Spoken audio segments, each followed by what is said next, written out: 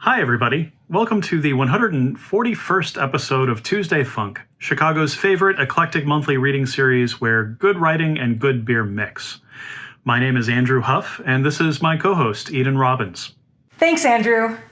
You can usually find us in the upstairs bar at Hopleaf the first Tuesday of every month, but thanks to the pandemic, we're obviously not there. We missed you all very much, and so we're trying something a little different and doing this via YouTube live video stream. The readers tonight are all pre-recorded, but you'll be able to chat and comment with us during the show or in between readings. So, grab the beverage of your choice, sit back and enjoy. You can also find updates from us online at tuesdayfunk.org, and we are on Facebook, Twitter, Instagram, and obviously YouTube at Tuesday Funk. Okay, we've got a great show for you tonight, so let's get started. Our first reader this evening is the author of The Crack Between the Worlds, a dancer's memoir of loss, faith, and family, as well as a novel, A Free, Unsullied Land. Side by Side, but never face to face, a novella plus stories, was published by Horizon Press in June of this year. She has published stories in The Sun, Nimrod, Carve, Rosebud, and others, and her essays have appeared in America, Image, Writer's Chronicle, Fiction Writer's Review, the Horizon Anthology of Spiritual Writing, and elsewhere. She won a literary award from the Illinois Arts Council and a prize in the Hackney Literary Contests. And 2 pieces were nominated for pushcarts. Please welcome Maggie Cast. Hi, I'm Maggie Cast, and first of all, I'd like to thank Andrew and Eden for preserving Tuesday Funk by launching this new version of it. I would hate to lose it, and I'm really glad that it's going to continue. And thanks for having me today. This is my new book. It's called Side by Side, but Never Face to Face. It's a collection of stories and a novella, and they all deal one way or the other with encounters with the other. So the other being a person who could be as close to you as your family or as far away as the other side of the earth, but there's always something about them that you can't fully understand. So you can be side by side with them, but you'll probably never be completely face to face. The part that I'm going to read is from the novella, and there are 3 characters altogether in it. There's a couple, Hal and Annika. He's a psychiatrist, medical doctor, and she's a social worker, and they're married on the verge of retirement, and they're at their summer cottage in Door County, Wisconsin. And there they meet a young Hmong girl whose family has just moved to the community, and she's out walking around. She lives quite near them, and she walks up their driveway and speaks to them. So over time she visits them several times, and eventually she asks them for a chicken. And it turns out that she needs the chicken to help her grandfather find his soul. Her grandfather is sick, very sick, and this is what she needs. Hal is a scientific rationalist, and he finds these beliefs and practices alien, other, as I said before. Eventually, the grandfather does die. Hal and Annika are not allowed to come to the funeral because the family guards their own cultural practices pretty carefully. But Kua has become their friend, and she visits them afterwards to tell them about the funeral.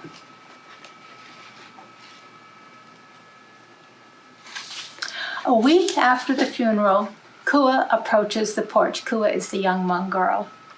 She carries a mason jar, smiling and sure of herself. Everyone came, she addresses Hal and Annika. Aunts and uncles, my grown-up brothers and sisters, their wives and husbands, everyone. She bubbles at first, then slows down, casual and happy, as though the ceremony were a party. My dad did the ceremony for grandfather, continues Kua. He stayed in a trance for 2 days, standing on his spirit horse. It's a bench, you know. Jumping and shaking rattles with long red ribbons, gold coins strung together like a shirt. She flutters her hands from shoulders to waist so Hal can almost hear the jangle and see the flash of reflected light. We had to hold him up. Kua hands the jar to Annika, then jumps up and down and sings a hoarse note, hands in front of her face. Black cloth, she says, indicating her hands. so the shaman can't see. If he falls down while in a trance, he dies. Annika peers at the jar suspiciously, then carries it into the kitchen. Returning to the yard, she asks Kua, "Did you stay awake for 2 days?" Kua nods. "Almost all of 4. We got a cow, a goat, and a pig, as well as your chicken." Hal tries and fails to picture where and how they practice their butchery, killing and cleaning, separating clean from tainted. "The spirits brought grandfather's soul back to his body. Now he's gone," says Kua, "and soon a new baby will come from the sky." Of course, thinks Hal, in a family so big and so young, babies are bound to come. "I brought you a stew we made," this is Kua again. "It helped to feed the whole clan for 4 days. We can eat some together." "Is it right that we share?" Hal asks Kua. Annika returns to the porch, and Hal glances at her. "We don't believe," he finishes in silence, "don't believe in your myths, your soul travel, your idea of rebirth." "You gave us a chicken," says Kua. "We give you some stew." Annika looks dubious. "Tell us how you prepared the animals." "We have to be careful about what we eat," says Hal. "First, Nia and her sisters embroidered grandfather's funeral coat. Then we dressed him in his blue silk vest and the coat. We told him how much we loved him." "What about the meat?" asks Annika. Kua pauses, frowning. "I have to start at the beginning." "It's okay. Go on," says Hal. "First, we gathered all the men who keep the knowledge of the old ways, each one in charge of the part that he knows best. We built a stretcher of twigs to carry grandfather's soul. With her hand she indicates toy size, about a foot long. Umbrella, too, from pleated paper to protect him from the sun. Her hands show a height about the same. Rum for him to drink. Then my cousin blew through the wing of a chicken." Annika groans. "Not the one Hal brought," says Kua. "You had more?" asks Annika. Kua nods. "We needed enough to feed the whole clan." She frowns, then returns to her story. A guide sat by grandfather and handed him his Social Security card. "Take this with you," said the guide. "You died in Wisconsin. Now you must get on a plane and fly to Thailand. From Bangkok, you get on a bus for each refugee camp where you stayed. The chicken spirit will keep you company." Then the guide said, "From there you walk," and took grandfather through every town and village on the way. "Rest now," said the guide, "and have a drink." The guide told grandfather to listen for the chicken, and when he hears it crow back, he'll know he's found the right way. "Here's the platform," said the guide, "the place where you were born. Your placenta's buried underneath." Thank you. Our second reader is a professional feminist, writer, and soccer mom. Her writing has been featured in USA Today, New York Times, as well as Bitch Media, where she serves on the board of directors.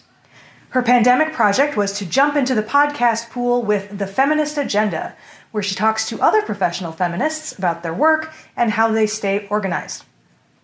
By day, she works on diversity and science issues at the University of Illinois at Chicago. She is the founder of the 50th Ward Action Network, a collective of politically minded neighbors on the far north side of Chicago, where she lives with her husband and their high school senior. You can find her on Twitter and Instagram at Veronica I, that's Veronica EYE. Please welcome Veronica Areola. Hi, I'm Veronica Areola, and I would like to thank Andrew and Eden for inviting me to share a story. I'm actually revisiting a story I shared a few years ago. Hi, I'm Veronica, and I'm a professional feminist. This is how I introduce myself in most spaces. It's on my non-day job business cards, and usually gets a pretty good reaction. "Oh, a professional feminist? Love it!" I think people think it's sassy. But I also get people asking how they too can become a professional feminist. The time I spoke at Case Western or led a media training for a congregation. I also get a lot of weird looks, and the fuck is a professional feminist? That's what I'm here to discuss. So way back in the early aughts, I took a safe zone training. Safe Zone is a program mostly used on university and college campuses to certify that you are a safe person for an LGBTQA student to come out to. After you successfully get through the program, you get a sticker or pin to display on your office to signal to LGBTQA students that you're pretty cool. There are people outside of the LGBTQA office that are there for them. The then director of the LGBTQ office was running the Safe Zone training when, in his introduction, he described himself as gay for pay. We laughed, and he went on to explain that his job was about being an out gay man supporting queer young people. About the same time, Gabersbach, RIP, was asking their readers what occupation they should put on their tax returns. A woman I know at the time was running a domestic violence shelter said she was a professional feminist. That's me. That's what I do. Most people use the term professional feminist to signify someone like Gloria Steinem, whose job is to write and talk about feminism, write books, give paid speeches, write articles. Steinem is paid to discuss feminism. But that life is for a select few, and my friend's comment about being a professional feminist who runs a domestic violence shelter was eye-opening to me. There she was doing feminist work day in and day out without $1,000 speaking fees, yet was doing work that was just as important, no less, more important than another op-ed or speech at a luncheon. At the time, I was still new in my position as director of a Women in Science and Engineering program and at the start of my freelance writing career. I would say both things when necessary, but using the term professional feminist was a great way to sum up everything. It also was a great way to emphasize that the work of getting more women and girls into STEM was feminist at its core, which back then getting girls into coding wasn't as fashionable as it is today. Way back in the early aughts, I took a Safe Zone training. Safe Zone is a program used mostly on university and college campuses to certify that you're a safe person for LGBTQA students to come out to. After you successfully get through the training, you get a sticker or pin to put in your office so that they know you're a safe person. The then director of the LGBTQA office was running the Safe Zone training when, in his introduction, he described himself as gay for pay. We all laughed, but then he went on to explain that his job was about being an out gay man and supporting queer young people. About the same time, Gabersbach, RIP, was asking their readers what occupation they put on their tax returns. A woman I know, who at the time was running a domestic violence shelter, said she was a professional feminist. Light bulb. And I thought, that's me. That's what I do. So most people think of the term professional feminist, think of someone like Gloria Steinem, whose job it is to write and talk about feminism. She writes books, gives paid speeches, writes articles, paid to discuss feminism. But that life is for a select few. And my friend's comment about being a professional feminist who runs a domestic violence shelter was eye-opening to me. There she was, doing feminist work day in and day out without $1,000 speaking fees, but was doing, if not more, important work than another op-ed or speech at a luncheon. At the time, I was still new at my position as a Women in Science Engineering Program Director and at the start of my freelance writing career. So instead of saying all my titles, I would just use professional feminist as a good way to sum up everything. It also is a great way to emphasize that the work I was doing, getting more women and girls into STEM, was feminist at its core. This was back when getting girls into coding wasn't as fashionable as it is today. You see, in 1972, Congress passed Title IX. This federal regulation is most often associated with sports equity, but it was originally written as a way to remove sex-based discrimination in classrooms and educational venues. The fact our athletic system is rooted in education helped spread Title IX to sports. Prior to Title IX, girls could be kept out of math classes and boys out of home ec. Prior to Title IX, law and medical schools had quotas on the number of women allowed, as well as quotas on non-white Protestant men. In 1972, the percentage of women working in STEM was 7%. In 2011, it was up to 26%. This is feminism in action. By calling myself a professional feminist, I put a spotlight on the roots of the work I do. No one woke up one day and thought, hey, we don't have enough girls in the robotics club. Because one time when I was touring Chicago public high schools with my daughter, I asked about the actions being taken to rectify the gender imbalance in AP Physics, and I got back a student choice comment. I call myself a professional feminist to bring attention to the different ways feminism is performed in the workplace. One doesn't have to work at Planned Parenthood to be doing feminist work. Feminism for me is a way of thinking and moving in the world, an ethic that can be exhibited and practiced in any space. In fact, I sadly know too many people who've worked in feminist spaces, big nonprofits who ask for an annual donation to fight for our rights, but don't practice what they preach. One friend left an organization after they wouldn't allow her to shift her hours to better fit her kid's schedule.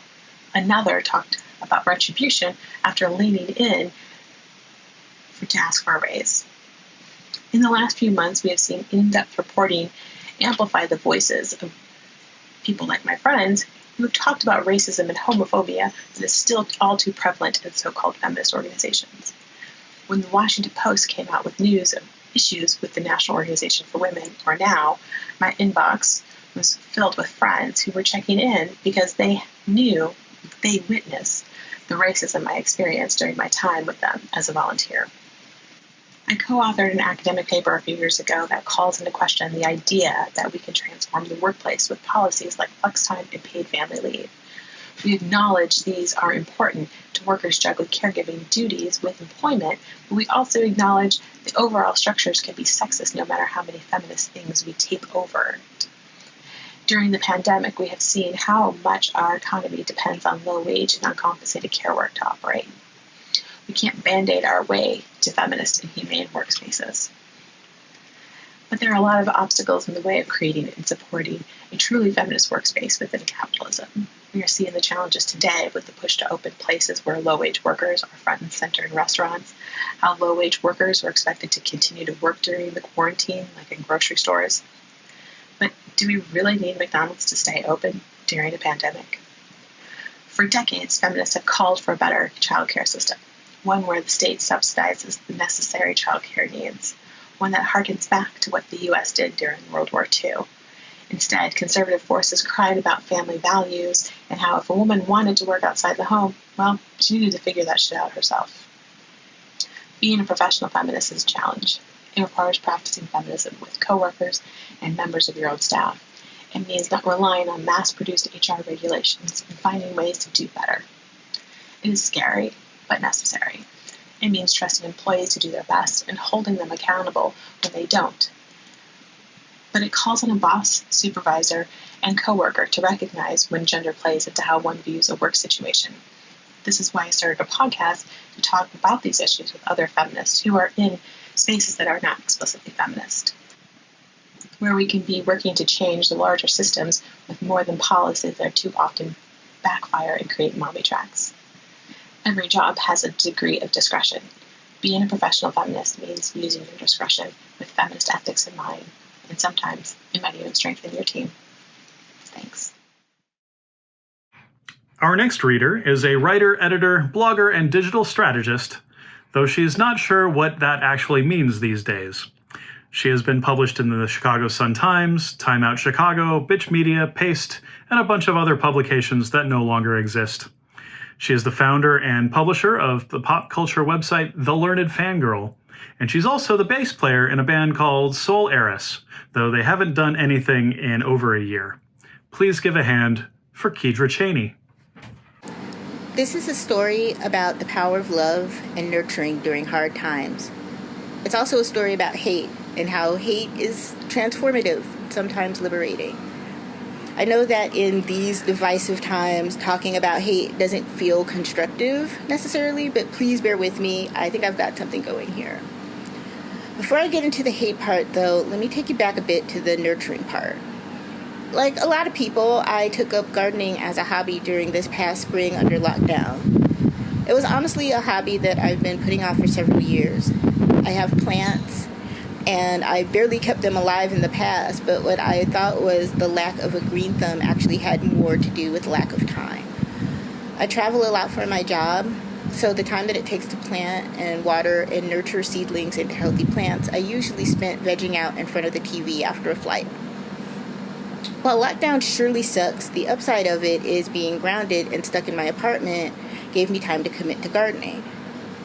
It started out simple enough with a tomato plant and a pepper plant that I got from an online plant shop called Bloomscape, and a few herbs, basil, cilantro, mint, lavender, from another online place called Back at the Roots. This isn't an ad, by the way, I'm just bringing them up to make a point a bit later. Things started out simple enough for me in the nascent gardener life, but as somebody with a low-key addictive and hyper-fixated personality, things got pretty out of control quickly. I got really excited about my herbs, but I'm impatient. Luckily, Back at the Roots sells microgreens, which are ready to harvest in 7 to 10 days. While tending to my tomatoes and pepper plants and harvesting a few rounds of microgreens, I got even more excited about basil. Luckily, a local shop called City Grange sold an edible plant grab with accompanying Zoom class that had a fuck ton of basil. Stuff that I had no clue existed, like cinnamon basil and African basil, and new to me herbs like marjoram and nasturtium, and also herbs that I love but had no clue how they actually grew, like lemongrass. Then, after cooking with my delicious herbs, I got excited about mocktails. Herbs make delicious mocktails, everybody. Just muddle that shit, get some simple syrups, and go to town. But you know what goes great in cocktails? Fruit. Luckily, an online shop called Bushel and Berry had a sale on blueberry bushes, so I got one of those. I also experimented with kale and lettuce in the early part of the summer, but quickly learned that it's pretty hard to grow greens from seeds, and that heat makes things pretty touch and go for lettuce. I had no clue what bolting was before this summer, but my lettuce did a lot of that. Bolting, for the gardening uninformed, is when a crop starts to prematurely flower and seed, which makes the leaves bitter and inedible. Again, all of this was new to me, but you live and you learn. All of this is a long way of bringing the story back to hate, and my mortal enemy, a squirrel that spends a lot of time harassing me and stealing the fruits of my labor on the back porch, this back porch. I refuse to give that little fucker a dignity of a name, so that squirrel will have to do. This little fucker has been harassing me, taunting me, disrespecting me for a couple of years now. I've been at the same apartment for the past 3 years and working remotely in that same amount of time. That squirrel has been a pain in the ass since I got here. How do I know it's the same squirrel? I just know. In previous years, his tactics were more discreet. He'd chatter at my window. He'd run underfoot as I take out the garbage. When he really wanted to be an asshole, he would tear at packages left out on the back porch. Then, later this summer, the little asshole got cocky. When I got my blueberry plant, I'd see that beady-eyed little jerk sniffing around the ripening berries and attempting to snatch a few.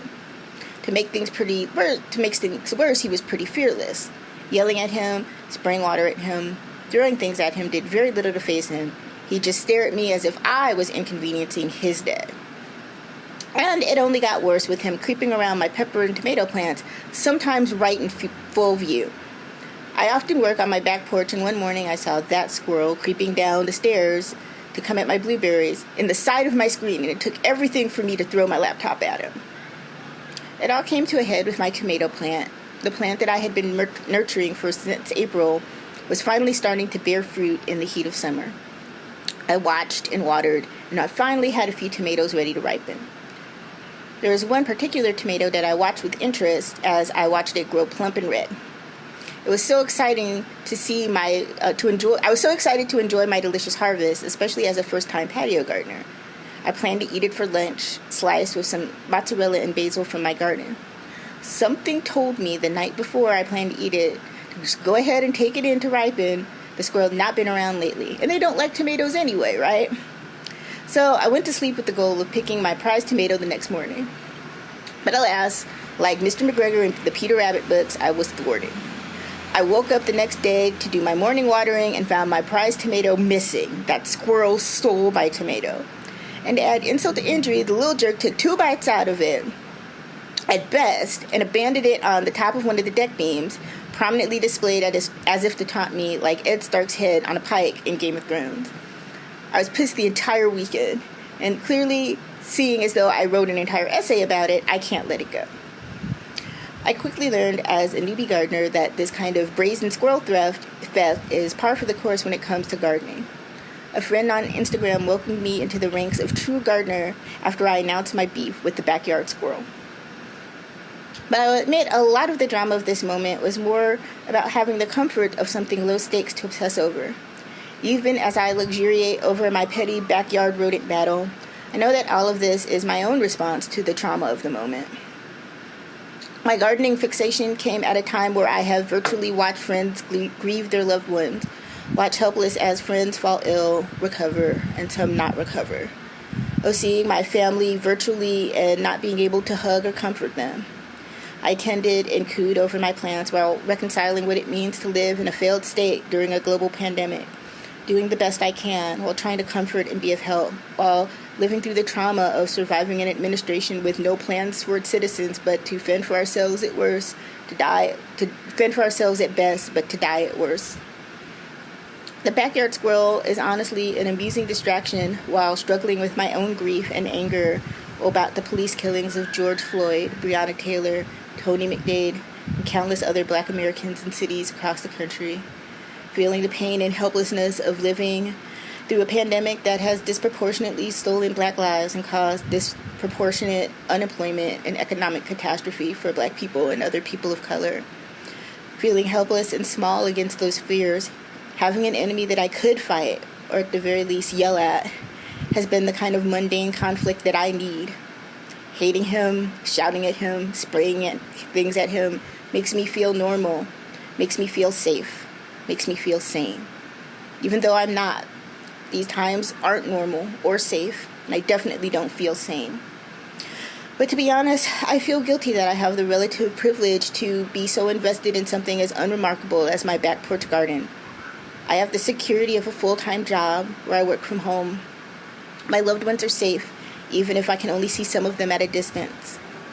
But having this escape, the small victories and frustrations of watching plants grow and protecting them from the local vermin, is something that keeps me focused and centered and makes me feel human. No matter what the next few months might bring, and I fear that they might bring a lot that I'm not ready for, having a space where my biggest troubles can be solved with peppermint oil and chicken wire is the balm that my soul needs and is so grateful for. Thank you. Okay, we're going to take a brief minute, well, really 2 minutes of intermission so you can refill your drink and visit the bathroom. And just before you do, we want to draw your attention to a way to thank our readers besides, wishing them well in the chat. This is a free show. And while Live Lit in Chicago is a great way for writers to find an audience and see how their work comes across, it's not really making any of these folks money. So we've come up with this solution. Normally we'd be passing a red box around to the audience, but since we're not at the Hop Leaf, if you could, please Venmo me at ME3DIA, that's me3dia, and we will divide up the money between all of our readers tonight. Enid and I won't take any of it. It all goes to them. There's also a way you can help out the staff at the Hop Leaf if you'd like. Please check the comments or the description below the video here to get details on both of those if you need them. By the way, the Hop Leaf is now open on the patio and in the windows for limited seating. So if you would like to go get a really fancy beer and some frites, you can do that. Anyway, no pressure, but thanks again in advance.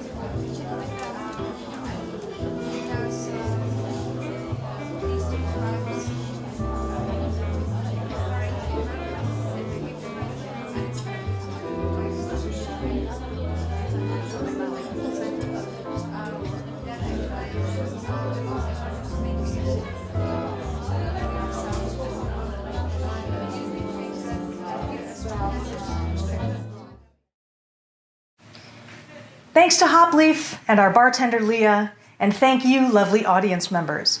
We don't know when Tuesday Funk will be back at Hopleaf yet, but we will keep you posted. And sadly, tonight's show will be our last virtual show for a while. Please keep an eye on TuesdayFunk.org and follow us on Facebook, Twitter, etc. for updates. Hope to see you again soon, and thanks again. Our next guest is a founding editor of Rose Metal Press, a nonprofit publisher of literary work in hybrid genres, as well as a founding member of Poems While You Wait, a collective of poets and their typewriters who compose commissioned poems on demand. Her most recent books include the novel Lillian Boxfish Takes a Walk and The Listening Room, a novel of Georgette and Lulu Magritte. Her reviews and criticism appear in the Chicago Tribune, the New York Times, the Los Angeles Review of Books, and Chicago Magazine, and her World War I novel, Cher Ami and Major Whittlesley, has just been released by Penguin. Please welcome Kathleen Rooney. Hello, my name is Kathleen Rooney, and I am so honored to be here participating in Tuesday Funk. So thank you for having me, and thanks to my fellow readers, and thanks to everyone else who is out there in the ether listening to literature out loud. And today I'm going to be reading from my new novel, Cher Ami and Major Whittlesey. It just came out from Penguin Books, so I'm really excited that this is one of the first opportunities I have to share it with an audience in finished book form. And I think what you need to know about the novel and about what I'm going to read is kind of contained in the title. So it's about two characters, Cher Ami and Major Whittlesey. And Cher Ami, as you can sort of see from the book cover, is a pigeon. And it's based on a true story of World War I. And so she was this pigeon who carried a very famous message that saved a group of men called the Lost Battalion from a friendly fire incident in 1918 in France. And then Major Whittlesey, who's the second character named in the title, was the commanding officer of this group of soldiers who came to be known as the Lost Battalion. And they weren't really lost, they were surrounded. And so Cher Ami's message was the one that kind of let people know where they were and helped get them ultimately saved. And I think what else you need to know before I start reading is that the book, kind of as the title suggests, goes back and forth between these two characters in its perspective. And so you hear from Cher Ami first, and then you hear from Whittlesey, and then it goes back and forth across the book that way. So you get to hear sort of the perspective of the same events from these two very different experiences. And so I think sometimes we think of animal perspectives as being just for children, but here it's definitely not just for kids, but kind of for adult consumption. And so I tried my best to give Cher Ami a voice that was dignified but distinctly pigeon. And so here we're going to hear some of how she first learned how to be a homing pigeon and carry messages, and kind of laying the groundwork for the skills that caused her to eventually be conscripted into the army. And so I think that's what you need to know about this. So just so you're ready for talking animals, the animals talk here. So here we go. She's in England and she's learning how to home. Pigeons have no belief in God, nor any need for such belief. But like most creatures, we have our rituals. That day, our parents taught us about the voice, a voice that speaks from both within and outside each of us, that urges us homeward and reassures us that we'll get there. Every pigeon knows this voice. I still hear it in the Smithsonian every morning, though it's been 100 years since I last took flight. And that's one more thing, is that if you enjoy this and you're intrigued by Cher Ami, you can actually go to the Smithsonian when it's not a pandemic and see her. She's stuffed and in a display case on World War I because she was that important, even though most people don't know who she was today. Our mother ended their talk to us with a truth that still astonishes me. Now, Miss America and Cher Ami, the two of you must always listen to that voice, the voice that humans intuit but cannot experience. Heed it at the start of every journey, and you'll never be unable to home to your home. I'll always want to home because home is where you are, said Miss America, always sweeter than I. Me too, I said, though truthfully, I was more eager for the crossing of strange distances than for the many happy returns. You're good birds, our father said to us, and took us inside to show us how best to eat to restore our energy post-flight. My wait to practice listening for the voice was not a long one.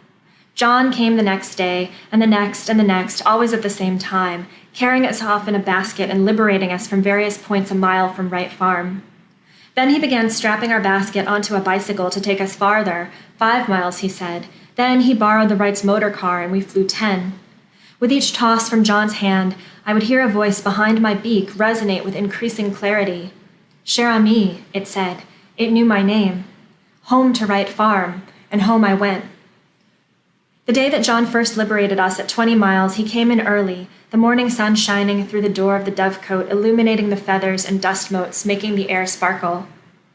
Cher ami and Miss America, he said, crooked teeth smiling beneath his bushy mustache. I brought you some jewelry. He scooped me up and set me in his lap, then put a narrow band on my left leg, above my pink claw. Aluminum, he said, as I balanced on my foot atop his corduroy-clad thigh, his thick fingers delicate as they fastened the anklet. Your first race is coming up, and we've got to have you registered.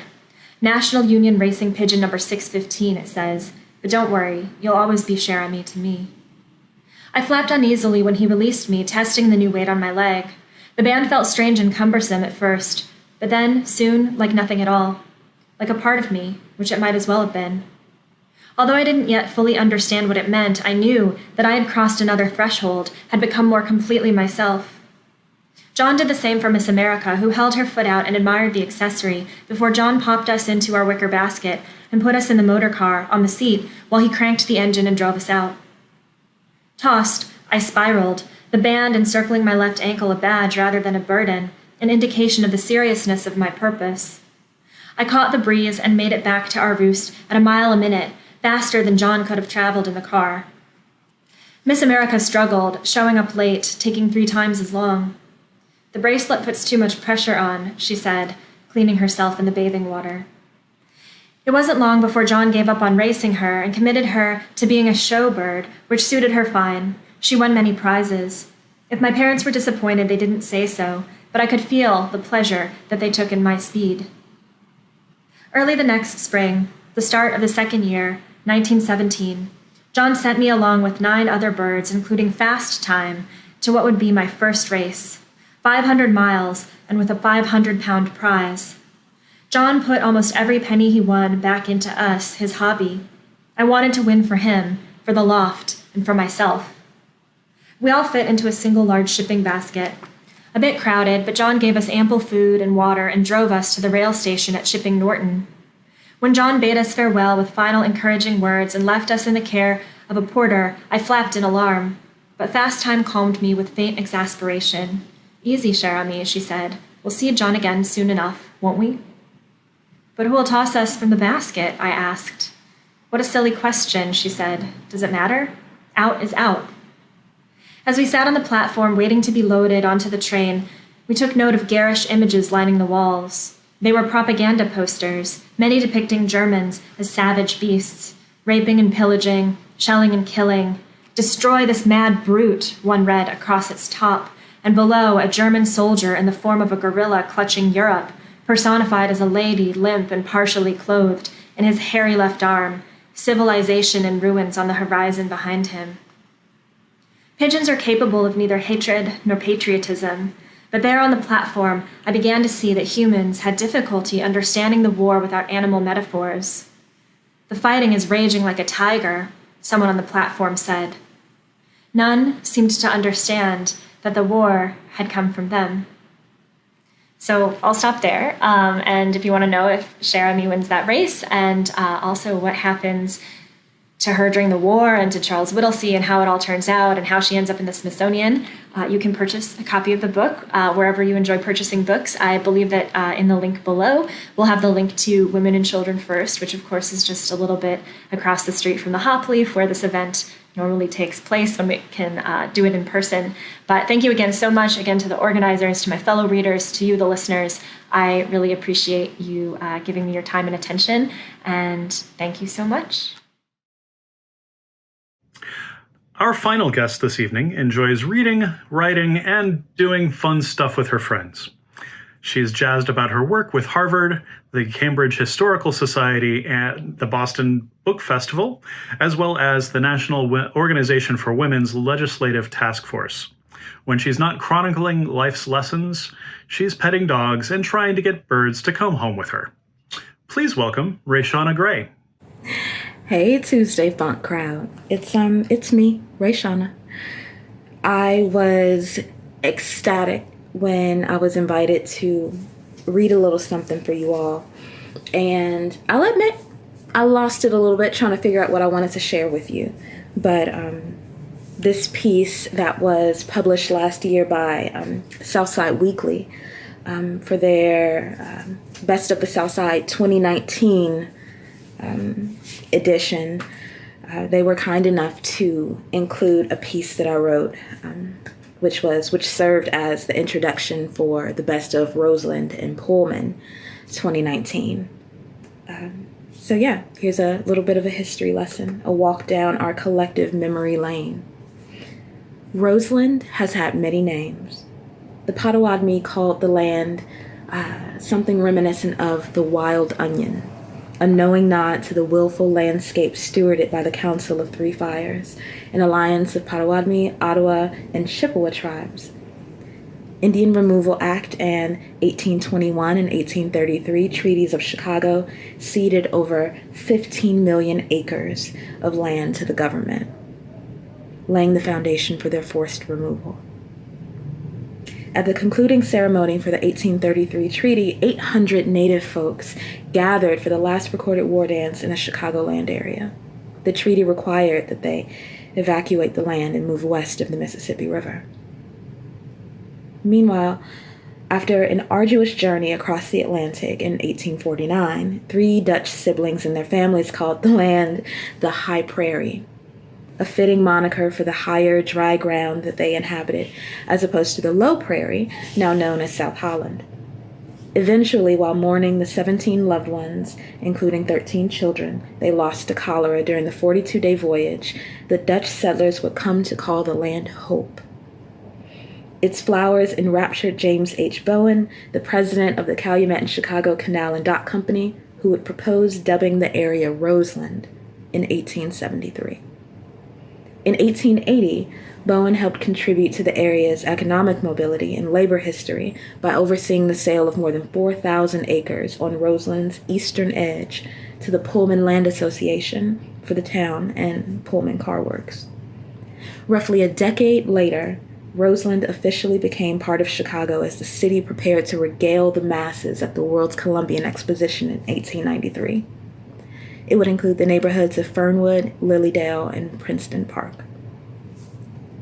Over the years, European immigrants folded themselves into the community, cultivating new lives and traditions in a land previously unknown by them. Generations later, the Great Migration would usher in scores of African Americans from many parts of the South in hopes of realizing opportunity and safety and experiencing the hope and the warmth of another sun. By the time I was growing up in Roseland in the 80s and 90s, the area had seen better days. Over time, the descendants of settlers and immigrants blended in and were part of the white flight during the Great Migration. The transition was not seamless, to say the least. Restrictive covenants, race riots, and redlining engineered barriers that made cultivating prosperity an uphill battle for African American Southerners made Midwesterners. The business district along Michigan Avenue began slowly hemorrhaging shops, contributing to vacant lots. My childhood and adolescence are peppered with memories of running all over Fernwood Park and being in community with the families who've lived on my block for the better part of 50 years. As a kid, I'd pop across the tracks just east of Eggleston with my mom, and we'd head over to Michigan Avenue to get donuts from Old Fashioned Donuts or a new watch battery, or, she would walk me to my piano lessons. After a stint in Michigan in the late 1950s and early 1960s, my maternal grandmother migrated to Chicago, where she would marry my grandfather and live in Bronzeville, in the former Stateway Gardens. After amassing enough savings, they traipsed over to view a little red brick house on 105th off Halsted that my grandmother had fallen in love with while passing by. The man who built the house gave my grandparents a tour, and in 1971, $28,000 changed hands. $28,000. I'm a bitter millennial. $28,000 changed hands, and the home became a linchpin in my family's history. My grandmother, who'd grown up picking cotton in Mount Bayou, Mississippi, would decorate our home with crystal glasses from Marshall Fields, and she'd fill the hallways with Mahalia Jackson's voice, and she grew roses in our backyard. I grew up tending to and marveling at that garden and falling in love with the community that molded me. The community that was a symbol of prosperity for my sharecropper grandparents, and the community that helped produce a president and set the tone for my current chapter here in Cambridge, Massachusetts. Roseland has been many things to many people over the years. After World War I, descendants of the Delaware, Kickapoo, Ottawa, Potawatomi, Sac and Fox, and Wyandot tribes began migrating back to Chicagoland.